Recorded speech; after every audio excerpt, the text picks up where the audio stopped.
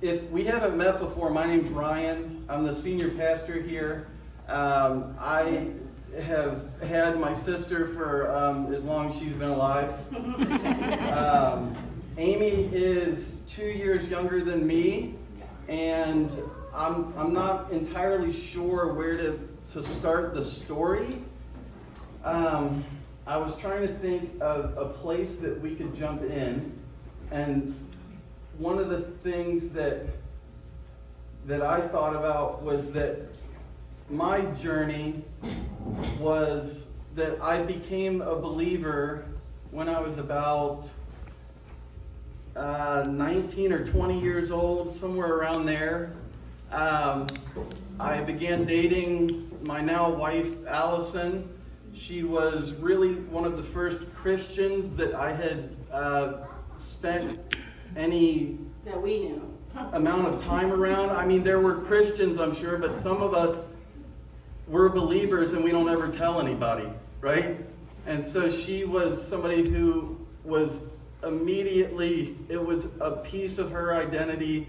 It was a deal breaker that if I wasn't going to get on board with Jesus, that she wasn't going to stay on board with me.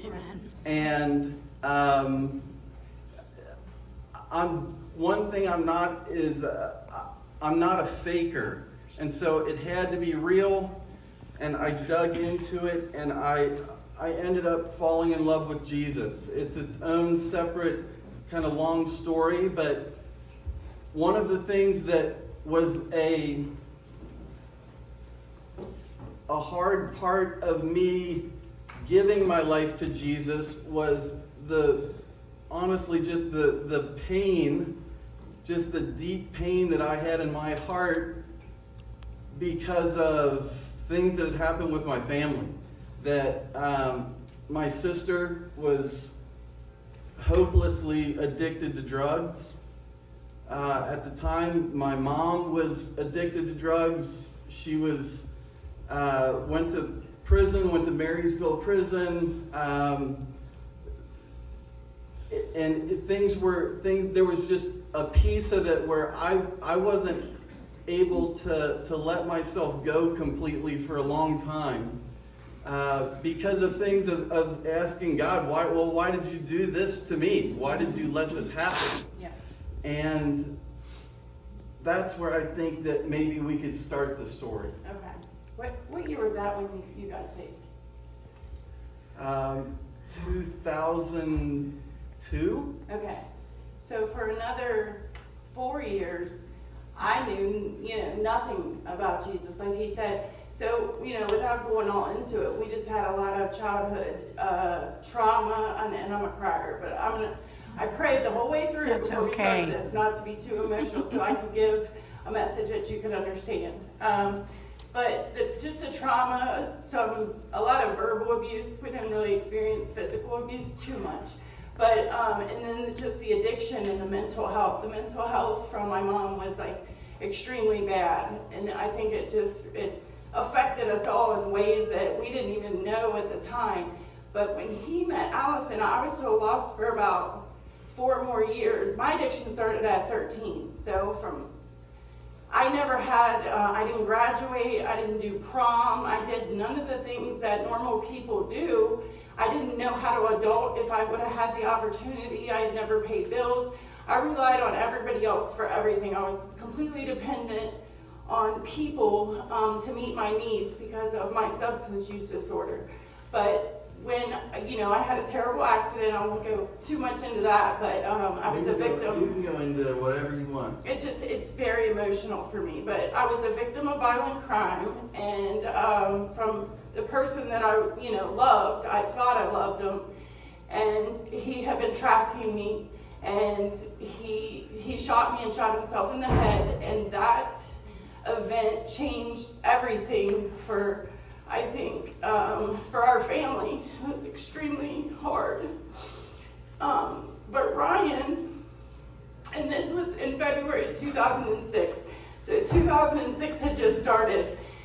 And I was in the hospital, I had to have back surgery, face surgery, all these surgeries. They didn't know if I was going to make it at first. And And I don't think I had ever attended church with Ryan before that, or anything, or been much exposed to it. I knew he had gotten involved with Allison, but I isolated myself away from the family because people weren't, other than my mother, nobody was accepting of my lifestyle.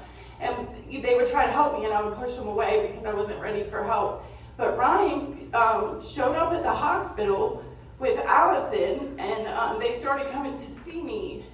And I started to see the light, I'll never forget, he read me the story of the prodigal son when I was in the hospital.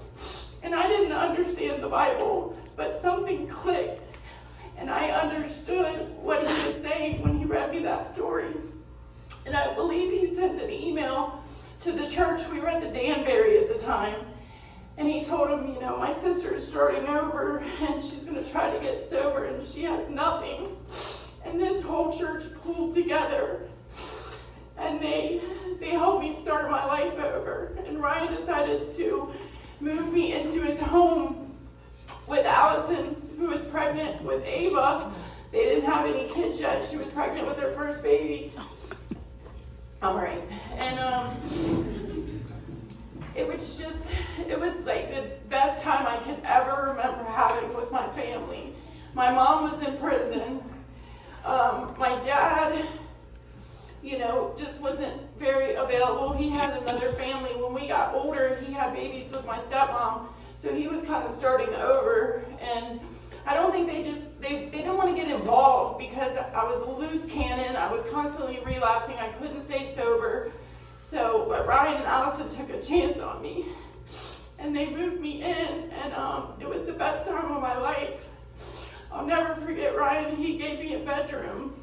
My own bedroom. It was like the first time I ever remember having my own bedroom in my life.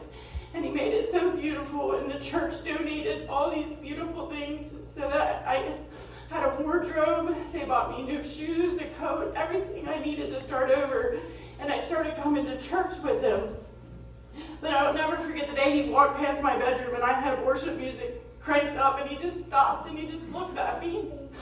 And it was a beautiful bond that we started at that time. But naturally, with substance use disorder, it's not that easy to tackle. And I think that we just thought if we fill her with Jesus and love, she'll get better. It doesn't always work that way. So I didn't have a real strategic plan on how to stay sober other than them isolating me away from bad people. And that did not last very long.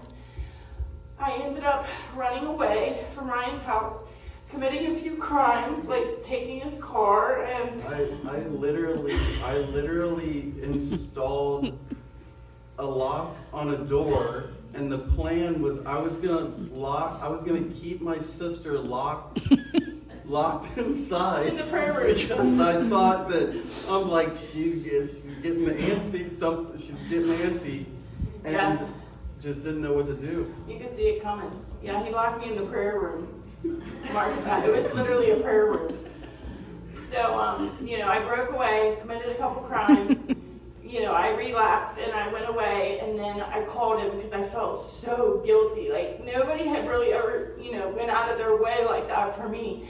And I was like, I know I broke his heart and I don't want to keep going. So I called him and I said, I parked your car and the keys are under the seat and it's at a Maristop. And he's like, okay, well, just come back with me and we'll figure it all out. And he set me up. The cops were there. So he had me arrested. He had me arrested for stealing his car and his wife's debit card. And I went to jail. He continued to try to help me for a while until I just pushed all the way away. I went back out for several years, lots of years, in and out of jail. The funny thing about this story is when I first seen all these shares, I'm like, that's not too many people, I won't be nervous. And then certain people started showing up. My head messes with me. I have what you have, imposter syndrome. Do you still have that? What? You told us all that. Oh.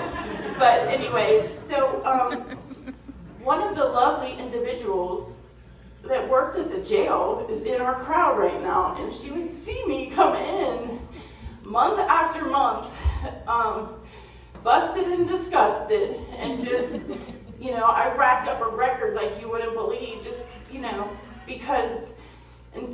substance use disorder like a mental health illness. They treat it as a criminal thing. And I just kept winding up in jail until I wound up in prison. And the list just, it goes on of how traumatic everything was. You know, I endured abuse on the streets. I endured any kind of thing you can think of other than, and with committing crimes. So by the time, if I ever did want to clean up my life, it would have been a lot to deal with. And to me, it just sounded too overwhelming to accomplish. Well, it got better. And I would show up here at church throughout the years. I always felt like I owe that church. They changed my life. They made me a believer. I remember you just saying that it was that the Holy Spirit ruined everything. He did. Because he just wouldn't stop. He just wouldn't stop bothering you. That God consciousness was there in everything that I did. So before I could go in the store and commit a petty theft and it would be no thing because, you know, I had a purpose for doing that, I couldn't even steal a piece of gum. I felt so guilty for everything I did. I was always looking over my shoulder. I was like in the jail. As soon as I got there, I would go out in the pod and be like, who's got a Bible? And they'd be like, oh, here she goes with this Bible thumping stuff. I mean, they made fun of me. They was like, she's fake. One minute she's out on the street getting high, and the next minute she's in here preaching Jesus to us all. But it was in me, and I couldn't get rid of it. You know, once I had that encounter here, when I had, you know, got shot and all those things happened to me, it never went away. I couldn't figure out how to arrest the disease that I was fighting against, but God did not leave me. Obviously, he was there before, but I wasn't unaware of my salvation. So it kind of started to come to a head, but like I was saying, I would come here and show up here with whatever boyfriend I had at the time, and I would be like, drive me to church, and he'd be like, you're high. And I was like, I don't care, I want to go to church. And I would show up, and I was like, I want to sit in the front row so my brother sees me. And then, you know, I would be intoxicated, and it wouldn't be good. At one point, I think security was even kind of watching me because I would go in and out of the bathroom about 100 times while I was here, supposed to be attending church. So, like, this place drew me. I continued to want to come back here. Every time I got sober, every Sunday, I would come to church, and then I would fall on my face. You know, I just did not have a solid plan or the right people in my corner. So, it kind of came to a head. I got really, really sick.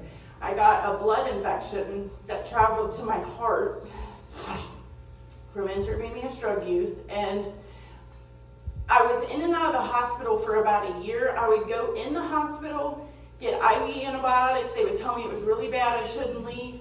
But then I would start to detox, you know, off the drugs, and they wouldn't treat it. And I was like, I can't take this. I gotta go get better, you know? And the hospitals were going about things in the wrong way, and I would not stay. So I'd get about a week of treatment, and I would leave, and it would get worse and worse, to the point where it finally shut my body down, my heart, and everything stopped the function of my legs. And I was in my apartment in a roller chair that had wheels on it, and I was using it as a wheelchair because my legs stopped working. I couldn't turn my neck at all. I was literally turning my body like this because it was eating up my spine and I didn't know it. So this infection had branched off on my heart, my lungs, and my spine. It's called endocarditis. And it ended up sending me into, I was sepsis, my body was sepsis, and I didn't know it. And I took an ambulance to the hospital, and I went into septic shock. And my whole body shut down. My feet turned black from gangrene. The blood all rushed to the bottom of my feet. My fingertips were black. All over my body, I had open sores. I was just a mess. I was about 95 pounds. And I was tired. I was so tired, not only from the infection, I was tired of 20 years of hell. And I prayed when I got to that hospital for them not to let me die. But the problem was my heart was functioning at like 20%. And my valve had a hole in it. So blood was just going in and out of my valve. And they said, we're going to put you in the palliative care group, which is one step above hospice. So I was losing hope. And to be honest, my family, it was like I cried wolf so many times. Like, I'm going to get it this time. I'm in the hospital. I'm sick. They would come. I would fail. So I kind of expected, I don't know that I even called a lot of them while I was in there this time, because I expected them to not believe me.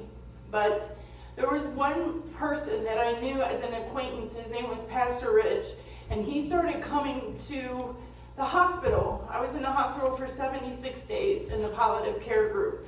I had 12 surgeries. They vacuumed my heart 3 times, trying to get some of the vegetation off my heart. They took infection out of my shoulder. They operated on both my feet, cut the backs of both my heels off, and did skin grafting to replace the whole top of my left foot. They took a chunk that big off the top of my left foot.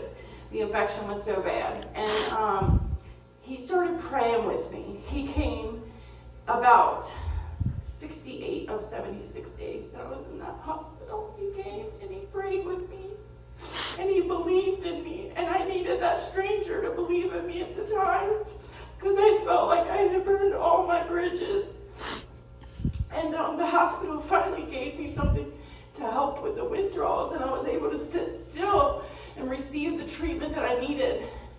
I had to learn to walk for the 3rd time in my life because of my feet. They put me in nursing home for a very long time. And the women from this church started pulling together for me. They came to the hospital, they came to the nursing home. They were bringing me cigarettes, which I didn't need, snacks, candy, teddy bears, you name it. They came and they showed up for me. And one particular woman who I had only met a couple of times at a jewelry sale that we had right here in this lobby. I did not know her from Adam. And she took a chance on me, Jackie Camp, and she moved me into her home, a 1-bedroom apartment. I slept on a cot in front of the television because it was as big as this corner, the whole apartment. And I lived there with her, and I didn't know her, but I got to know her. And she loved on me. She just poured out love on me. And she took me to different churches to hear people speak, and we came here, and we went to worship nights, and we just went everywhere. And then I met Christine Felchner, who I miss so much. She was a big part of this church, and she became like a mom to me, because my mom is not available to be a mom. And, Stacy and so many other people that started pouring into my life. And I decided to fight for my life. And I just want to share some hope with you today that no matter what is going on, there's light. You have to push through one day at a time sometimes. I've learned that this life goes like this. It'll be good, and it'll be real good, and then it'll get bad, and then it'll be good.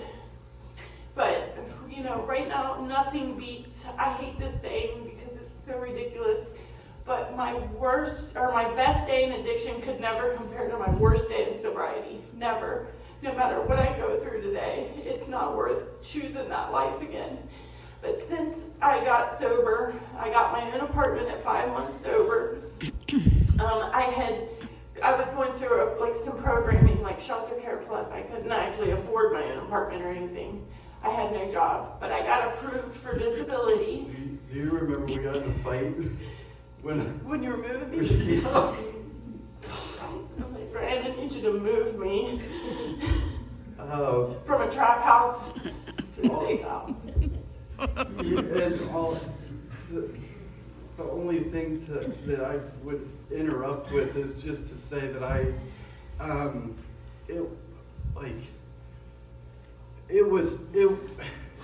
when she got sober, it was at this time when I was just still so cold, and I wasn't able to do it, and I just did. I just had tried so many times, and it just kept not working, and it kept being more painful. And it was just people from this church stepped up when I couldn't be there. And I remember Jackie we're screaming at each other because I'm trying to help you move out of this place, and I'm pissed off about it, and I don't think that it's gonna work this time, and that she grabbed us, and she made us hug each other, and made us pray together. And it was one of the, I don't know if you guys have ever prayed a prayer where you're like, prove is stupid wrong. My first year, he was still very detached because he had been through it so many times. But Jackie did take that chance. I mean, I literally could have waited till she went. I mean, in her defense, I explained that story a little bit. I had an apartment when I went to the hospital on the corner of McMillan and Vine. It was not in a good spot for me. And all that was in there was furniture because the people I was letting in, the unhoused people from the neighborhood that I was letting in, stole all my items. But they couldn't carry the furniture out, so it was still there. But Ryan came and helped me move that furniture when I was 5 months sober when I moved to Cheviot. My main goal was like, I got to move close to my church. So I moved to Cheviot, and I met a young lady that also attends this church named Amie, and she got me a job at the YWCA, and I started to feel useful, you know. I was on disability, but it wasn't very beneficial for me to just sit and collect a check. I was in therapy and counseling, and I did substance abuse treatment therapy and things like that, and Alcoholics Anonymous, and I came here every week, but I just still had too much idle time in this check every month, so I was getting a little nervous. And then I got that job where I was able to be a domestic violence advocate, and I was like, wow, this is so cool. And they offered to pay me $20 an hour. I was like, me? I was so confused. She was like, yeah, I want to offer you a job. I went to a women's support group that day. I thought I was just going to a group, and they offered me a job. And then, since I had never adulted before, they didn't take out any taxes. I was like, this is great. I was self-employed. I was supposed to be taking my own taxes out. I didn't know that, but I found out a couple years later when I owed the IRS a bunch of money. So, but since then, I stayed there for like 2.5 years at that job, and the only reason I left is because I got my peer support certificate, and I went and got a real job, and at a treatment center. And let's see. So I work with women who have experienced sex trafficking and have substance use disorder, and a lot of them have also experienced domestic violence. It really couldn't get no better. I get paid to share my experience with them and guide them through tough situations. It's an inpatient treatment center, so I'm there with them 8 hours a day, 40 hours a week. I see their behaviors more than their counselors do, who see them once a week. But I recently got my chemical dependency counselor's assistant certificate so that I can continue to move forward with my career. So many good things have happened. Yesterday I celebrated 5 years sober. Woo!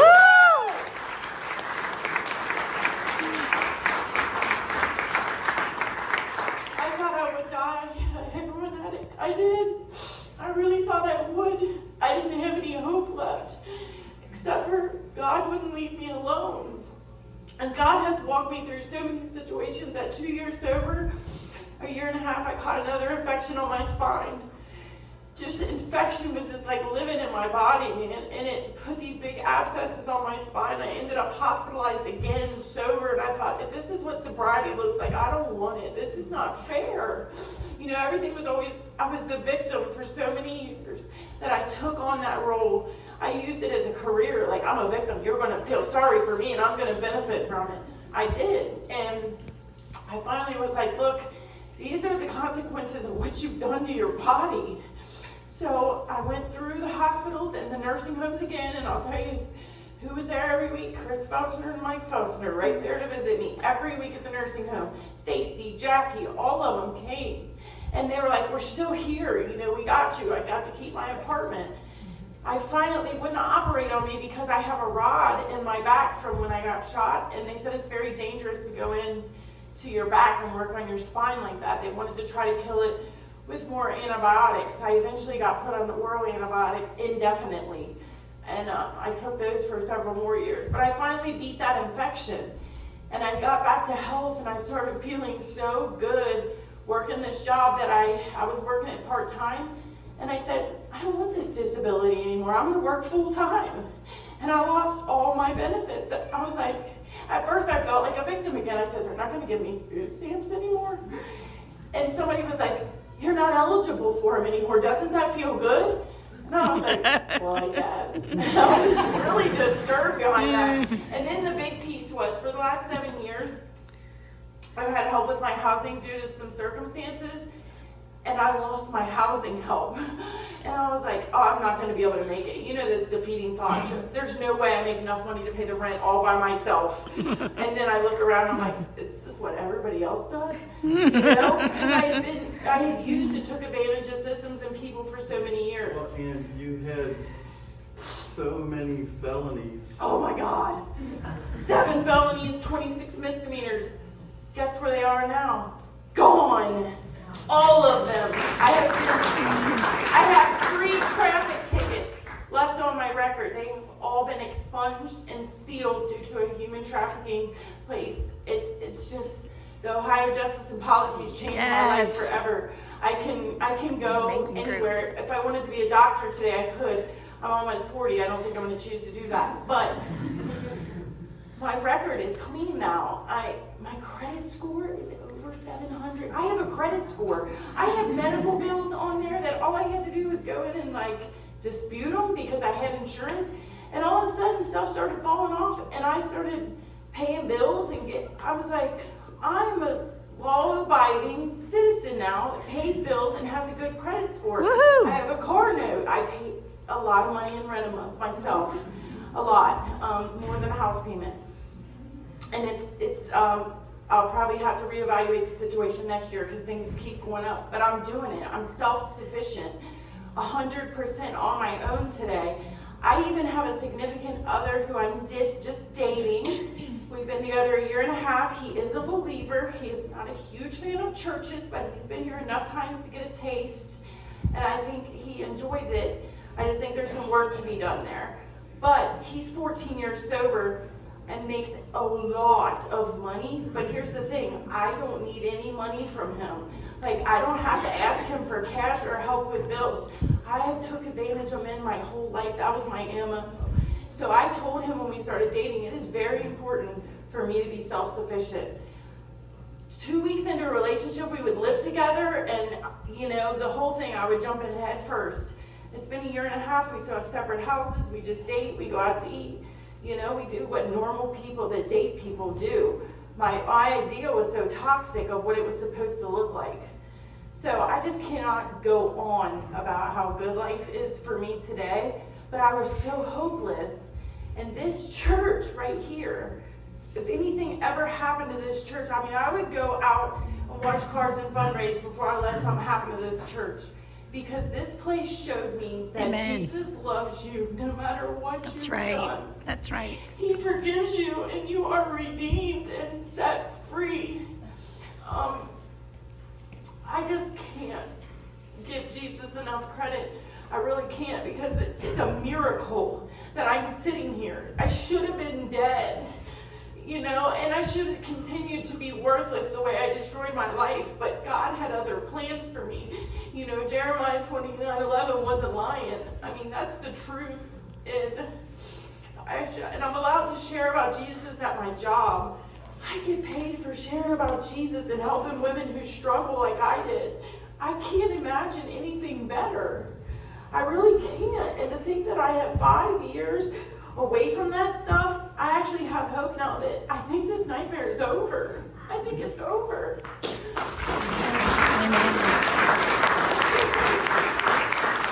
And I got my family back. I did have a kid throughout all that, but just as I didn't mention him, it's because I have so much work to do. My son is 18 years old, and I abandoned him when he was a baby with my father. I just left him and ran away because I couldn't do it. And now I've been in his life since I was in and out of his life throughout the years. Ryan helped take care of him when he was a baby. The whole family pulled together. They're like, Amie surely can't do it, so we're going to do it. And my son's a good kid. And I've been building my relationship with him since he was 14. He's now 18. He's in school. He has a job. He's a good kid, and he knows about my past. My nieces and nephews know about my past, and my family loves me, and they trust me today, and that's so important. They're upset when I don't make it to events. Before, they never expected me to be there. I mean, Thanksgiving, for God's sake, February's like, where were you at? I'm like, I had to work.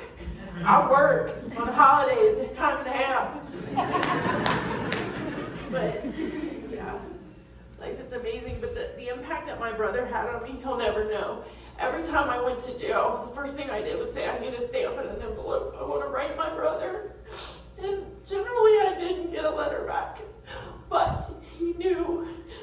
And he was like my idol when I was using. I looked up to him. He was the only person in our family that ever made a difference. He was the only one that knew about Jesus, and Jesus is who set me free. So that's why I always looked for him. I looked for you, and God worked it out. And today, we're still working on being, the type brother and sister that we want to be. But we endured a lot of trauma together as kids, things that we'll never forget. And I think it's bonded us for life. He always looked out for me when we were kids. He would tickle my back at night when my parents would fight because I would cry. And he was always there to soothe me. So of course when I was in trouble, the first person I looked for was my brother because my parents were undependable. They were never parents. My dad much better than my mom. But, and still to this day, my mom is very sick and toxic. But she's gotten older, she's gotten better, and I accept her right where she's at. Because I have to accept everybody right where they're at. Because people accepted me right where I was at. They loved me until I could love myself. I pray that prayer for my mom every day, that she would get better before she leaves this earth and experiences the freedom that we have. The freedom from all the trauma that she endured. It makes me sad. I resented my brother for a long time. I said, how can you be a pastor and not forgive your own mother? But he does forgive her. He just doesn't let her affect his life like I do. I've wondered that for a long time. But if you've seen how she behaves, you would understand why he doesn't want that to affect his children.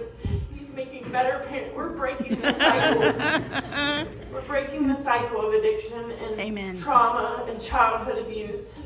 His kids have never seen the stuff we've seen. My kid hasn't even seen the stuff that we've seen. And I think that's the biggest blessing there is. We're breaking the cycle.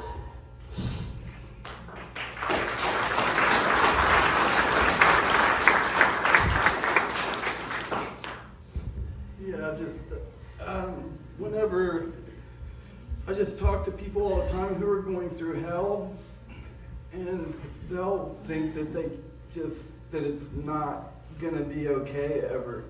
That, well, what can God really do though? you have no idea. You have no idea. And so whatever it is, if it's like they're having trouble in their marriage or something, I'm like, oh my gosh, it's just such small potatoes to God. Amen. Like that he can, man. And in all things, he can work it together for your good. That he can take every one of those traumatic things and he can use it as a story so that you can say me too to other people, that they that you've been there. Yeah. And I just thank God for you. I thank God for you. I love you. And I love all of you guys. Thank you for listening to my testimony. And many of you that know me have believed in me and prayed for me throughout these years, and all of those, silent prayers that I didn't know was happening on my behalf was, very important to me in my life today. I try to remain grateful and humble because, I could be out in the winter cold like I used to be. And today I'm surrounded by people who love me in a warm place filled with Jesus. That worship set, oh my God, we weren't even in there, and it was amazing to me. Like, we can get down wherever. I'm adaptable too, Allison.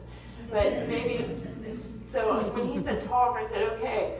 I said, that's funny. I just celebrated 5 years yesterday, and you want me to talk today. What a gift. So, thanks for listening. Thank you.